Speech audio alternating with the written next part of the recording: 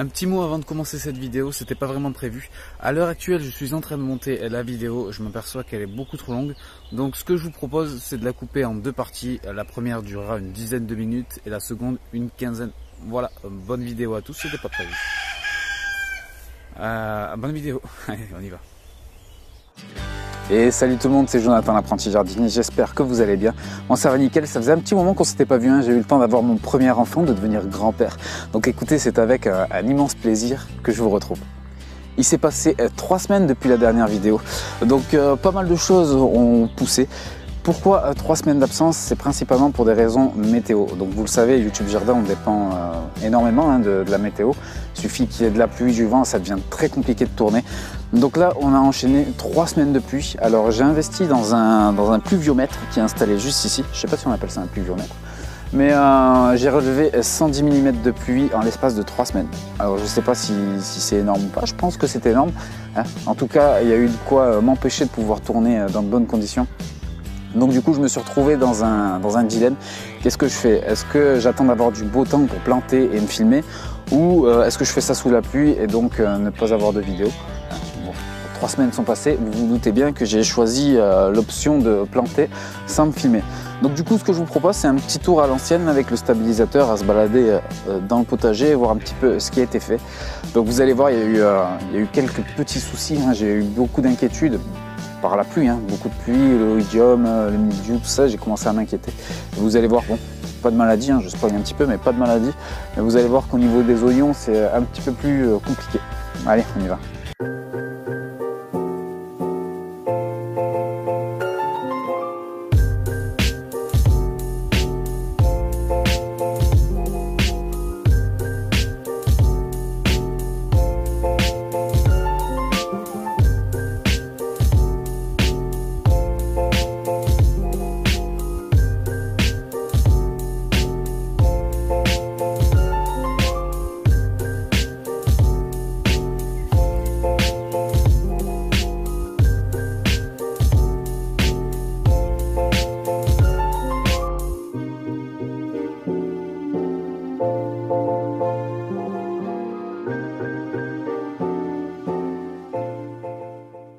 Alors je vais éviter de trop parler, hein, de façon à éviter que la vidéo dure trop longtemps, une éternité. Donc on se retrouve dans la planche des framboisiers. Vous le savez, hein, j'ai fait un petit peu le test entre des plants taillés, donc ces deux planches-ci, et une planche non taillée. Alors ce qu'il en ressort, c'est que la planche qui a été non taillée, enfin qui n'a pas été taillée, les plants sont beaucoup moins jolis, mais à côté de ça, j'ai eu une production de fruits avant les plants taillés. Donc par contre, en termes de quantité, je pense que j'en aurai moins que les deux parcelles taillées, hein, qui ont les fruits qui commencent à arriver. Certains commencent à rougir d'ailleurs. Donc ma foi, on verra un petit peu dans le temps ce que ça donne. Mais j'ai déjà pu manger mes premières framboises, hein, un tas de sucre en bouche, comme dirait Olivier. Le sucre qui nous éclate comme ça dans les papilles là. Donc écoutez, on verra un petit peu ce que le temps nous dit là-dessus. J'ai derrière la planche de framboisier jaune, où là je suis un peu plus mitigé. Donc les fruits sont, enfin, c'est mon avis personnel, mais les fruits sont plus sucrés. Par contre, il y a un truc qui m'agace, c'est que quand on récolte la framboise, en fait, toutes les billes se séparent. On n'a pas une framboise unique, on a plein de billes. Donc ça peut être intéressant pour certains plats, avoir des billes un petit peu comme le citron caviar là, qu'il y en a qui font. Donc c'est autre chose, mais c'est tout aussi agréable à manger. On continue avec la planche de courgettes, hein, qui ont bien évolué depuis. Donc du coup, avec tout ce qui est la pluie, tout ça, j'ai eu peur de l'oïdium. Heureusement, non. Hein. Donc ils ont bien évolué. J'ai d'ailleurs mes premières courgettes. On est sur de la courgette Gold Rush ici. Les premières courgettes qui arrivent, hein, ça fait toujours plaisir d'avoir ces premiers fruits. À côté de ça, j'ai une courge qui se situe juste ici, au pied du rosier, qui elle par contre ne se plaît pas du tout, une courge butternut, qui n'a pas évolué, le feuillage a jauni, je ne sais pas trop pourquoi. Pendant un moment, j'ai pensé au fait que ce soit au pied d'un rosier, peut-être que c'était gênant. Mais à côté de ça, j'ai cette courgette-ci qui, elle, a un petit peu le même sort, hein, mais qui se développe aussi très bien. Donc je ne pense pas que le souci vienne de là. Je ne sais pas trop, hein, si jamais vous avez des idées, n'hésitez pas à me le dire, bien sûr. Autre déception, vous le voyez, les tuteurs sont vides, il n'y a rien qui a grimpé dessus. Au niveau des haricots, donc l'idée était très bonne sur le papier, seulement les limaces s'en sont chargées, hein, avec la quantité de pluie, le paillage, tout ça. C'est le combo idéal pour avoir des limaces. Donc du coup, j'ai pas vu un seul pied de haricot, hein. J'ai juste vu la tige sans la feuille. Donc il va falloir que je prévoie ça un petit peu à part, j'ai pas eu trop le temps de m'en occuper. Mais je vais faire un petit peu des semis de haricots qui seront engodés. Je vais quand même retenter le coup sur place, voir un petit peu ce que ça donne, hein, vu que la semaine prochaine il est annoncé 32 degrés. Donc voir un petit peu ce que ça dit, si j'arrive à esquiver les limaces ou non. Mais je m'assure une production engodée pour éviter tous les problèmes. À côté de ça, on voit les rosiers qui se développent à merveille, hein, qui profitent aussi un petit peu de tout ce que je donne aux courgettes. J'ai eu des belles roses, hein. Encore une fois elles sont un petit peu abîmées là, mais j'ai eu de belles roses et pour moi c'est vraiment une importance capitale d'avoir un potager qui soit fleuri. Pour l'instant ce n'est pas trop le cas, le potager n'est pas encore ma priorité, hein. Je me concentre plus sur la partie exotique, mais assurez-vous que dans le futur il va y avoir des fleurs partout, là, ça va être la folie, des floraisons dans tous les sens. À côté des courgettes, on a les pommes en chou que j'avais attaqué très tardivement, hein. J'étais vraiment dans les limites. Et pour le coup, les 3 semaines de pluie ont été bénéfiques, je pense, pour les manches-tout, puisque du coup, pas de gros soleil. Bon, de la pluie, je sais pas si c'est gênant pour les manches-tout ou pas, mais du coup, ça m'a évité d'arroser, donc c'est pas plus mal. Et regardez, ils sont juste magnifiques. Par contre, il y a un truc où j'ai déconné, mais vraiment. C'est-à-dire que j'ai laissé le filet, donc pour éviter que les oiseaux viennent taper dans mes graines, et je l'ai laissé. Du coup les pois manche-tout ont évolué là-dedans.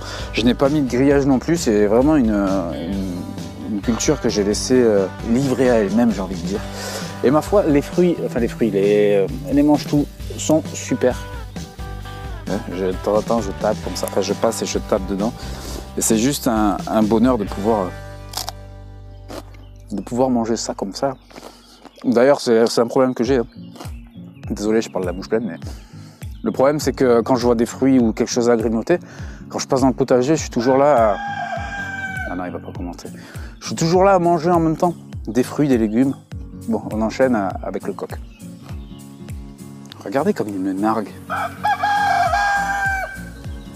Il a je sais pas combien de mètres carrés dans son poulailler, mais non, il vient vraiment sur la limite pour venir me narguer comme ça. Là. Regardez. Cette tête.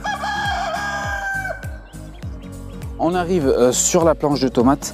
Alors je me suis vraiment inquiété, notamment au niveau de la pluie, hein, qui dit pluie, humidité dit mildiou. Je me suis vraiment inquiété. Au final, pour l'instant, pas de traces de mildiou.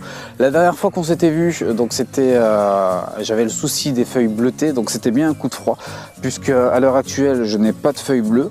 Et c'était valable pas uniquement sur les plants de tomates de couleur noire. Il y avait des tomates rouges aussi qui avaient des feuilles bleutées. Donc c'était un coup de froid. J'espère que ça ne va pas poser problème pour l'avenir des fruits de tomates. J'ai aussi reçu énormément de commentaires à propos de mes tuteurs. Hein. Vous avez tous été dans le même sens pour me dire qu'en gros, c'est de la merde, clairement. Donc ce que je prévois... Enfin de la merde, je pèse mes mots. C'est-à-dire qu'arrivé à un certain poids de tomates, le tuteur tombe. Et vu comment il bouge en même temps, ça me surprend pas. Donc ce que je prévois, c'est de les relier par 3, faire une sorte de trépied, hop, les rassembler comme ça. La seule chose que j'attends en fait, c'est que tous mes pieds de tomates aient une certaine hauteur, de façon à pouvoir les enrouler. Et une fois qu'ils seront bien pris dans le tuteur, là cette fois je pourrai les attacher tous ensemble. À côté de ça, donc c'est des plants que j'essaie de tailler un maximum avec les gourmands, hein, mais je vais être honnête avec vous. Vous allez le voir dans la serre, je me suis fait avoir. Donc là ici pour l'instant ça va puisqu'ils sont relativement petits. Avec ça j'ai essayé d'implanter des plants de courge. Hein, on est sur la butternut je crois.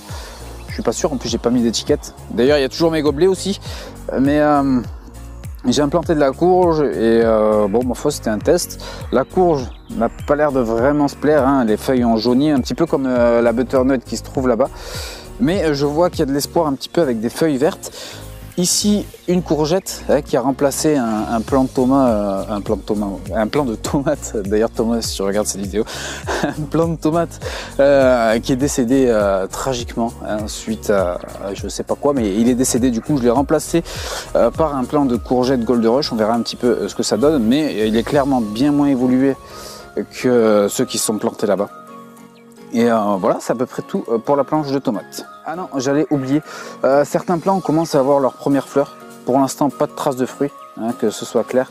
D'ailleurs, je me suis aussi inquiété avec ça, le manque de soleil, puisque bon, forcément, qui dit pluie, dit majorité de gros nuages. Hein. D'ailleurs, j'ai mis une photo sur Instagram, une petite publicité. Je t'invite à aller voir l'apprenti jardinier. Tu as les liens dans la description. Je poste régulièrement des photos. Donc, peu de soleil et je craignais que les plants filent ou quelque chose dans le genre. Et au final, pour l'instant, ça va. On enchaîne avec la culture des oignons, hein, des aliacées. Donc là, il y avait oignons blancs, oignons rouges et de l'ail rose. Alors, qui dit pluie, bon, déjà, la première chose, hein, je vous l'accorde, vous avez peut-être du mal à distinguer les plants d'oignons. Il y a pas mal de choses qui ont poussé. Hein. D'ailleurs, il y a aussi la haie qui commence à être recouverte et disparaître comme ça, donc c'est pas plus mal. Et là-dedans, il y a de tout qui pousse. Il y a aussi des pieds de ronces, donc il va falloir que je fasse un vrai ménage là-dedans. Avec la pluie, je vous cache pas que j'avais pas trop envie d'aller au jardin, hein, contrairement à il y a quelques mois encore. Là, avec la fatigue, tout ça, j'ai pas vraiment l'envie. Donc il va falloir que je fasse un petit peu de ménage, et le souci, le réel souci qu'il y a eu, c'est la pluie.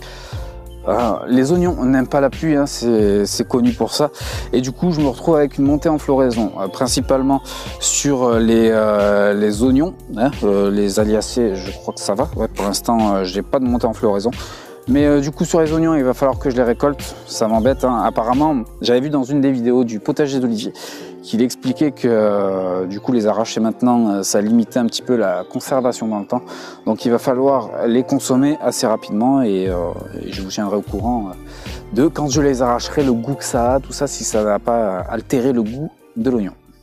Et voilà, on arrive à la fin de cette première partie. Si ça t'a plu et que tu n'es pas abonné, n'hésite pas à le faire. Comme ça, ça t'évitera de louper la seconde partie qui parlera de la serre, hein, donc les cultures qui s'y trouvent. Donc tomates, tu verras, il y a pas mal de choses. Et un petit peu les planches qui sont autour de la serre, et quelques-unes que je n'ai pas eu le temps d'aborder dans cette vidéo pour éviter qu'elle ne soit trop longue. Voilà, moi c'est là-dessus que je vais te laisser. À la prochaine.